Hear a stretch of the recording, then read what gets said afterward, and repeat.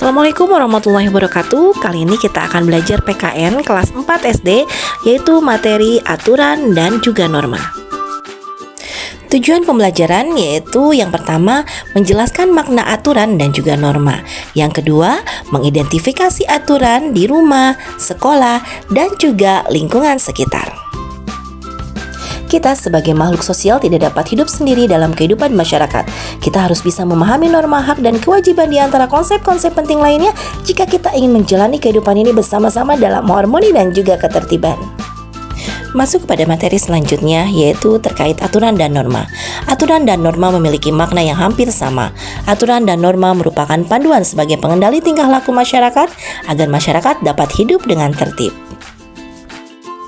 Aturan biasanya tertulis ada sanksi atau hukuman jika melanggar aturan, sementara norma biasanya tidak tertulis dan sanksinya berupa teguran dari masyarakat. Contoh aturan di rumah yaitu yang pertama, merapikan tempat tidur setelah bangun tidur. Contoh aturan di rumah yang kedua yaitu pamit sebelum keluar rumah dan mengucapkan salam saat masuk rumah. Kemudian contoh aturan di rumah yang ketiga yaitu menjaga kebersihan rumah. Dan contoh aturan di rumah yang keempat yaitu berbicara santun kepada keluarga anggota yang lain. Dan contoh aturan di rumah yang kelima yaitu merapikan mainan setelah digunakan. Yuk kita sebutkan kembali contoh aturan di rumah. Yang pertama, merapikan tempat tidur setelah bangun tidur. Yang kedua, pamit sebelum keluar rumah dan mengucapkan salam saat masuk rumah. Yang ketiga, menjaga kebersihan rumah. Yang keempat, berbicara santun kepada anggota keluarga yang lain. Dan yang kelima, merapikan mainan setelah digunakan. Pentingnya norma yaitu menjaga ketertiban, menjaga keamanan, dan menciptakan kerukunan.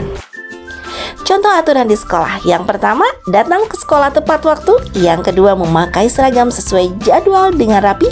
Yang ketiga, menghormati guru. Dan yang keempat, menjaga kebersihan kelas, salah satunya dengan melaksanakan piket. Dan yang kelima, mengikuti upacara bendera dan pelajaran dengan tertib.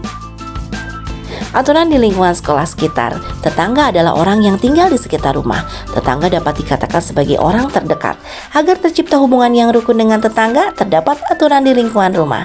Adapun aturan tertulis dan juga ada yang tidak tertulis. Ini adalah contoh aturan tertulis dan juga tidak tertulis.